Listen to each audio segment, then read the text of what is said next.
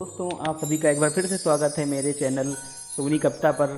और मैं आज यहाँ पर आप सभी को एक ऐसी कविता सुनाऊंगा जिससे हिंदुस्तान का लगभग सारा कर्मचारी वर्ग या नौकरी पेशा वर्ग अपने आप को इससे रिलेट कर सकते हैं और इस कविता को अपने ज़िंदगी के साथ जोड़ सकते हैं और इसका आनंद ले सकते हैं। अगर आप सभी को मेरी ये कविता अच्छी लगती है तो प्लीज़ मेरे चैनल को शेयर करें, सब्सक्राइब करें और कविता कैसी लगी ये ज़रूर कमेंट करके बताएं। मैंने काफ़ी मेहनत करके ये कविता लिखी है, तो दोस्तों कृपया कविता सुने और इसका आनंद लें। अब निकलता सुबह में घर शाम जाता हूँ, जिंदगी को बेच कर रोटी कमाता हूँ। अब निकलता सुबह में घर शाम जाता हूँ, जिंदगी को बेच कर रोटी कमाता हूँ। मतलब जो भी नौकरी करने वाले लड़के हैं, दोस्त हैं, मेरे भाई भाई बंधु हैं, सब सुबह सुबह टिफ़िन लेकर अपना निकलते हैं घर से और शाम को थक हार कर वापस पहुँचते हैं। तो अब निकलता सुबह में घर शाम जाता हूँ, ज़िंदगी को बेच कर रोटी कमाता हूँ। खोया था बचपन जवानी भी गंवाई थी, खोया था बचपन जवानी भी गंवाई थी, जूझे पढ़ने से तभी ये जॉब पाई थी। दोपहर का गर्म खाना याद आता है, दोपहर का गर्म खाना याद आता है, दिन की प्यारी नींद को भी दिल सताता है। मतलब पहले जो ज़िंदगी हम लोग जिए हैं कितना अच्छे से जीते थे कि दोपहर में गर्मा गर्म खाना खाते थे और पढ़ाई लिखाई में लग जाते थे। लेकिन अब वो नहीं हो पाता है। अब तो टिफ़िन का खाना ही सबको खाना पड़ता है। घर पे रोटी बना के ले जाते हैं, सब्ज़ी बना के ले जाते हैं, और घर पे जब रहते होते तो दाल चावल रोटी सब्ज़ी सब में सलाद वलाद मिल के सबको मिलता है। तो दोपहर का गर्म खाना याद आता है, दिन की प्यारी नींद को भी दिल सताता है।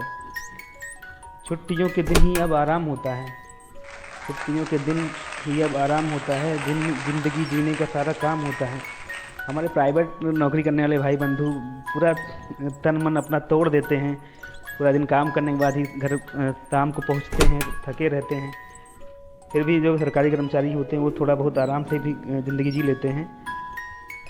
और जो प्राइवेट वाले वो तो खाली संडे को या छुट्टी के दिन ही छुट्टी पाते हैं, आराम पाते हैं। तो छुट्टियों के दिन ही अब आराम होता है, ज़िंदगी जीने का सारा काम होता है। कट रही शामों सुबह अब रास्तों की दौड़ में, कट रही शामों सुबह और रास्तों की दौड़ में, खुशियाँ पीछे छोड़ आया घर बनाने की होड़ में। सभी का एक सपना रहता है कि अपने लिए घर बनाए, अपने रहने के लिए, परिवार के लिए, और इसके लिए काफ़ी मेहनत करता है और इसके लिए काफ़ी कुछ उसको छोड़ना पड़ता है। काफ़ी उसको जो उसका मनोरंजन का साधन होता है उससे समझौता करना पड़ता है। तो कट रही शामों सुबह अब रास्तों की दौड़ में, और खुशियाँ पीछे छोड़ आया घर बनाने की होड़ में। सैलरी का दिन बड़ा ही खास रहता है, सैलरी का दिन बड़ा ही खास रहता है, फिर भी दुनिया भर का खर्चा पास रहता है। सैलरी का दिन बड़ा ही खास रहता है, फिर भी दुनिया भर का खर्चा पास रहता है। तो सैलरी की खुशी जो है वो मतलब दुनिया की सबसे बड़ी खुशी हमको तो लगती है। लेकिन जिस दिन आती है उसी के मतलब अगले दिन से फिर से कंगाली खा जाती है। सारा खर्च हो जाता है, सारा देना रहता है पैसा इधर उधर, सारे किराया वगैरह। तो सैलरी का दिन बड़ा ही खास रहता है, फिर भी दुनिया भर का खर्चा पास रहता है। नौकरी लड्डू है होती दूसरों की थाली की, नौकरी लड्डू है होती दूसरों के थाल की, अपनी वाली होती छोटी, अपनी वाली होती छोटी, बात ये मलाल की।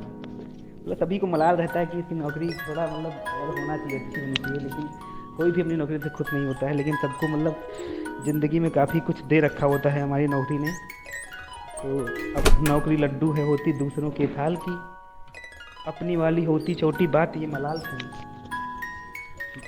फिर भी मतलब हमारे कई सारे दोस्त हैं वो ये सब नौकरी के बीच में काफ़ी इन्जॉय करते हैं। तो मैंने उनके लिए भी लिखा है, जो निकाले वक्त फिर भी दोस्तों से मेल का, जो निकाले वक्त फिर भी दोस्तों से मेल का, वो ही है सच्चा खिलाड़ी नौकरी के खेल का। मतलब वही लोग सच में ज़िंदगी का मज़ा लेते हैं जो ये सब करने के बाद भी काफ़ी आराम से मौज मस्ती के साथ ज़िंदगी जीते रहते हैं।